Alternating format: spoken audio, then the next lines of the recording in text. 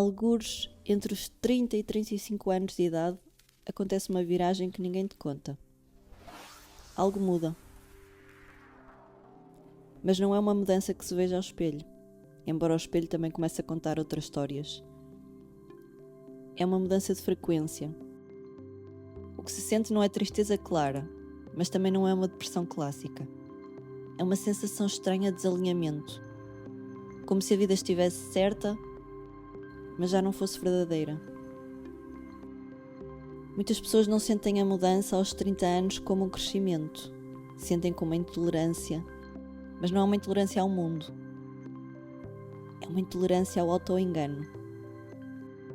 Porque durante anos tu consegues viver com contradições. Isto não me faz bem, mas pronto. Isto não me representa, mas é o que dá. E depois há uma altura em que o corpo começa a dizer: já não dá. Não como um drama, mas como um limite. O corpo não discute, mas ele fecha a porta.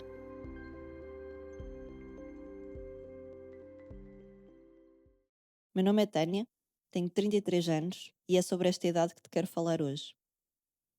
No meu caso, este desconforto começou a surgir entre os 31 e os 32 anos de idade. Nada explodiu, nada correu mal, mas aquilo que antes fazia sentido começou a pesar. Este acontecimento coincide com a maternidade, mas isto acontece com ou sem maternidade.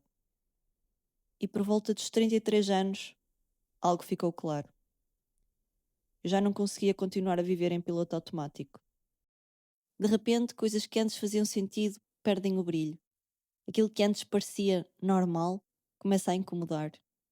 Lugares, relações, rotinas, onde eu me sentia segura, agora parecem estranhos. Conversas vazias, o trabalho que dá segurança, mas drena a vida. Tudo isso começa a pesar. Muitas pessoas chamam-lhe crise. A psicologia chama-lhe maturação. A neurociência chama-lhe integração.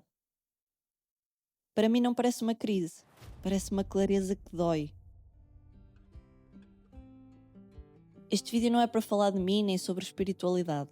É para falar sobre o que está a acontecer dentro da tua caixa craniana. Para tu perceberes que isto acontece e tu não estás louco, nem louca. Apenas o teu cérebro finalmente terminou de ser construído e tu estás finalmente a ficar inteira. A maioria de nós cresce a acreditar que o cérebro está pronto aos 18 anos. Mas não está. O córtex pré-frontal, a parte do teu cérebro responsável pelo discernimento, pelo controle de impulsos e pela visão de longo prazo, só termina a sua maturação física por volta dos 25 aos 28 anos. Mas é depois dos 30 que atinge um ponto crítico de eficiência, o seu último grande ciclo. E o que é isto? É como se os cabos elétricos da tua consciência ficassem finalmente bem isolados. A comunicação entre o sistema límbico e o córtex torna-se mais rápida, mais direta. É o momento em que o cérebro deixa de te deixar mentir a ti própria, com tanta facilidade. Pela primeira vez na vida, a tua biologia permite ver as tuas próprias emoções de fora. É por isso que de repente começas a notar padrões. Eu sempre reagi assim. Eu sempre procurei a aprovação desta forma. Não é que te tenhas tornado uma pessoa diferente ou que sejas mais inteligente. É que as ferramentas de observação finalmente chegaram. Antes tu reagias, agora começas a ver-te reagir.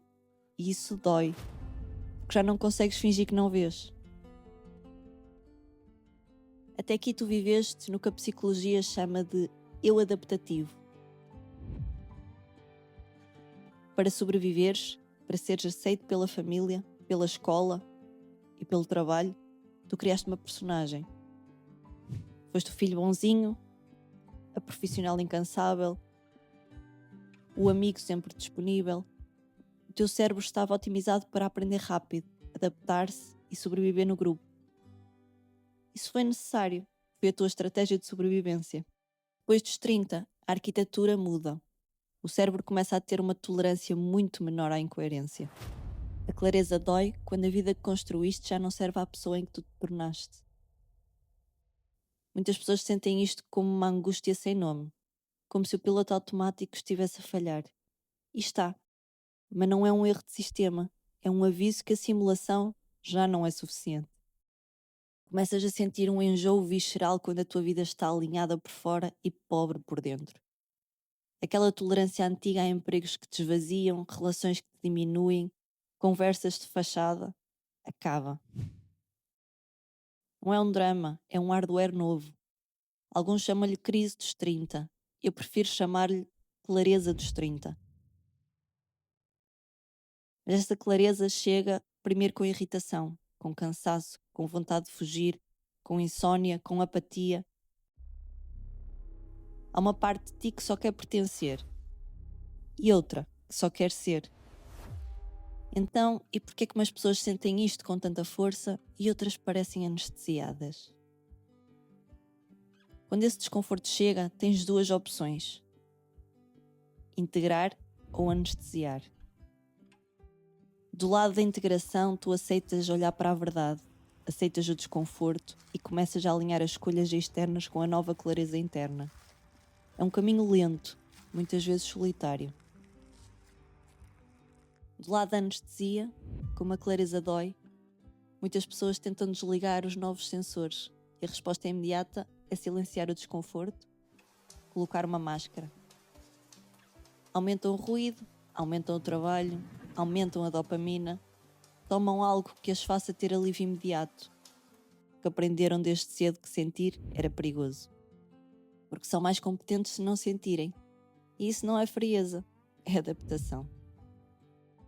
Vale tudo para não ouvir o silêncio que o cérebro agora consegue produzir. Se optaste pela segunda opção, vou-te dizer algo muito honesto. Não sou a dona da verdade, mas sou alguém que quase escolheu também a segunda opção.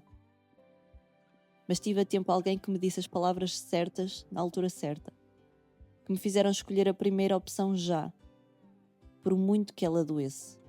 E hoje eu quero ser para ti essa pessoa que te diz não o que tu queres ouvir, mas o que tu precisas de ouvir. Nem tudo o que dói precisa ser eliminado. Algumas coisas precisam ser atravessadas. Quando anestesiamos um processo de maturação, podemos ganhar alívio imediato, mas perdemos escuta interna. Quando esta fase é ignorada, a vida não para, mas perde verdade. E deixa-me que te diga, quando a vida pede verdade e tu não a metes em prática, o corpo cobra a fatura. Podes não escolher a primeira opção agora, mas a vida fará a escolha por ti. Só estás a adiar o processo, a perder tempo de vida, a construir uma vida funcional, mas vazia. A anestesiar a vida na vez de a viveres. A máscara é funcional e útil por um tempo, mas insustentável a longo prazo. Esta fase não pede respostas rápidas, pede presença. Pede para escutares o corpo, reduzires o ruído, pede para permitires o luto daquilo que tu já não és. É desconfortável, sim, é muito desconfortável, mas precisas de sentir o desconforto com presença. Às vezes um aroma, um gesto de pausa, uma respiração consciente, servem apenas para dizer ao teu sistema nervoso: está tudo bem. Podes observar sem fugir. Não estás a passar por uma crise de identidade, estás a passar por um nascimento de autoridade. A autoridade de quem já não precisa que o mundo lhe diga quem é, que a sua própria biologia já lhe deu as ferramentas para ver a realidade. Tu começas a sentir no corpo quando estás a dizer sim por medo, quando estás a sorrir por obrigação, quando estás a viver para cumprir. É como se o sistema interno começasse a exigir alinhamento. A pessoa que aceitava certas coisas morreu e ainda não acabaste de enterrar o corpo. Isto assusta. Porque o luto de quem foste é silencioso, não há funeral. Há só uma sensação de vazio estranho, como se tivesses mudado de casa, mas ainda recebesses o correio na morada antiga. Então o que fazer com isto tudo? Primeiro, para de te culpar por sentir. O que estás a sentir tem um nome na neurociência. Chama-se maturação. Em linguagem humana, o teu cérebro acabou de ganhar um detector de mentiras interno e apontou-o para a tua própria vida. Depois percebe que esta viragem não é castigo, é convite. O mesmo hardware que te fez detectar a incoerência também te está a dar mais força para a corrigir. Nunca tiveste tanta capacidade executiva como agora. Nunca foste tão pouco manipulável. Nunca estiveste tão perto de ser quem realmente tu és. Uns vão anestesiar, vão comprar mais um curso, mais um carro, mais uma relação, mais umas peças de roupa.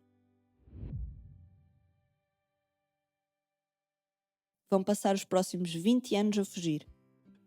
Outros vão parar, vão sentir o incómodo até ao osso, vão deixar cair o que já não cabe e vão descobrir que do outro lado do luto há uma leveza que nunca conheceram.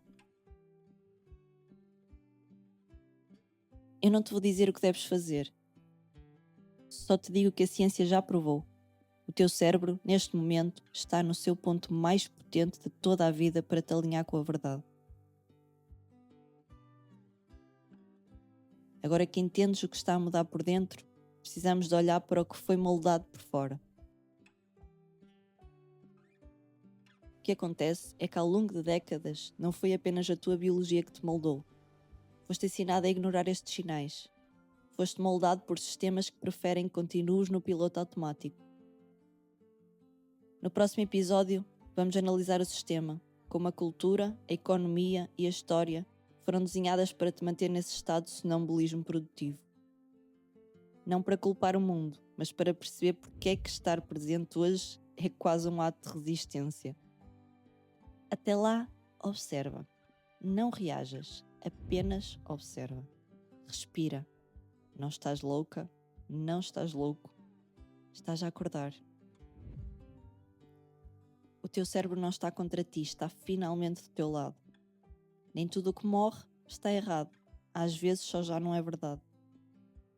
O que está a morrer não é quem tu és, é quem tiveste de ser para sobreviver.